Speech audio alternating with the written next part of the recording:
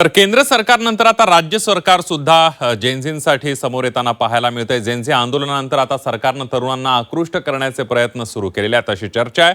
मुलींसाठी 2000 रुपये पॉकेट मनी सुरू करण्याचा विचार सुरू आहे। तर मुख्यमंत्री फेलोशिपच्या धर्तीवर मुंबई मनपामध्ये फेलोशिप योजना सुरू होणार आहे। बघूया याविषयीचा एक रिपोर्ट। केंद्र सरकारनंतर आता महाराष्ट्र सरकारनंही जेनझींवर लक्ष केंद्रित केलंय।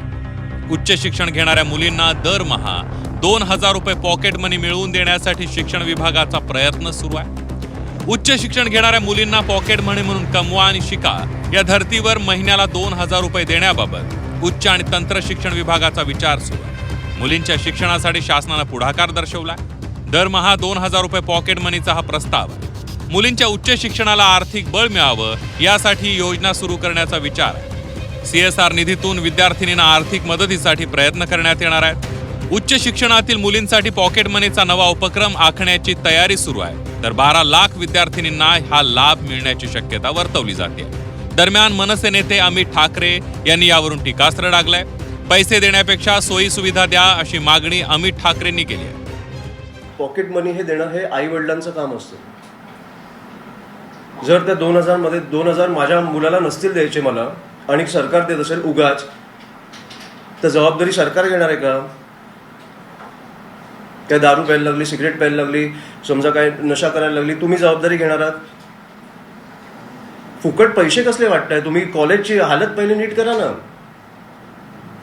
कॉलेज लेवलला तुम्ही फुकट पैसे देताय। ज्या मुलांना आता अक्कल येते, जे मुलं तरुण आहेत त्यांना माहित नाही, त्यांना फुकट 2000 रुपये आल्यावर काय होईल? तुमची आता लाडकी बहीण गेली, आता लाडकी मुलगी आली, काय म्हणजे तुम्ही अट्रॅक्ट करायला किती फुकट पैसे वाटणार आहात? आणि जबाबदारी पण चंद्रकांत दादा पाटील घेणार आहेत का ते पहिलं सांगावं त्यांनी। काँग्रेस नेते विजय वडेट्टीवार यांनीही यावरून टोला लगावलाय। राम मंदिरात चोरी करणारे लोक आता जेनझीला सांगतायत असं म्हणत वडेट्टीवार यांनी निशाणा साधलेला आहे। वाट बघत आहे जेनझी। हे काय संपूर्ण आयुष्य त्यांचं उद्ध्वस्त केलं, शिक्षण व्यवस्था उद्ध्वस्त केली आणि आता 2000 रुपये देऊन जेनझीला फिरवण्याचं काम होत असेल तर जेनझी एवढा सक्षम आहे, त्याची बुद्धी एवढी शार्प आहे की चोर कोण साव कोण हे त्याला कळत आहे। जेनझींसाठी महायुती सरकारनं नवा उपक्रम सुरू केलाय। जेनझींसाठी मुंबई मनपामध्ये फेलोशिप कार्यक्रम सुरू करण्यात येतोय। मुख्यमंत्री फेलोशिपच्या धर्तीवर महापालिकेच्या फेलोशिपची योजना असणार आहे अशी माहिती भाजपचे मुंबई अध्यक्ष अमित साटम यांनी दिली आहे। तरुणांना शहर प्रशासन, नागरी विकास आणि विविध सार्वजनिक प्रकल्पांमध्ये प्रत्यक्ष काम करण्याची संधी मिळणार आहे अशी माहितीही त्यांनी दिली आहे। We will have a Gen Z fellowship program in BMC. Okay. What this Gen Z fellowship program will do is that we will have a proper professional selection criteria where we will invite applications from all those students who are interested in public policy, governance, politics, to understand public administration, who have done the relevant education in that field. Correct. They will apply for this fellowship program. There are 24 administrative wards in the city. Okay. We will select 50 fellows in BMC. Two will be allocated to each administrative ward. Okay. So 24 administrative wards, 2 to each ward. 24 into 2 is 48. And 2 fellows will be in the BMC headquarters to collate all the data that they get from the wards. Okay. They will be like a third eye as far as the functioning of the BMC is concerned. So Gen Z, young minds, third eye as far as BMC is concerned. We will get this program implemented and executed after we come to power in May.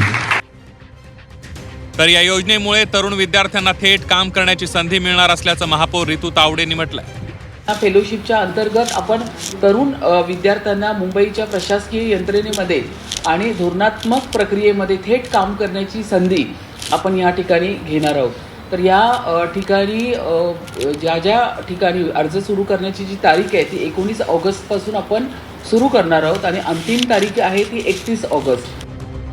Pocket मनी आणि फेलोशिपच्या धर्तीवर योजना आणून Gen Z विद्यार्थ्यांना आकर्षित करण्याचे प्रयत्न सुरू आहे। केंद्र सरकारनंतर आता राज्य सरकारने तशी पावलं उचलली आहेत। येत्या काळात या योजना जेनझी विद्यार्थ्यांना किती भावणार हे पाहणं महत्त्वाचं ठरेल।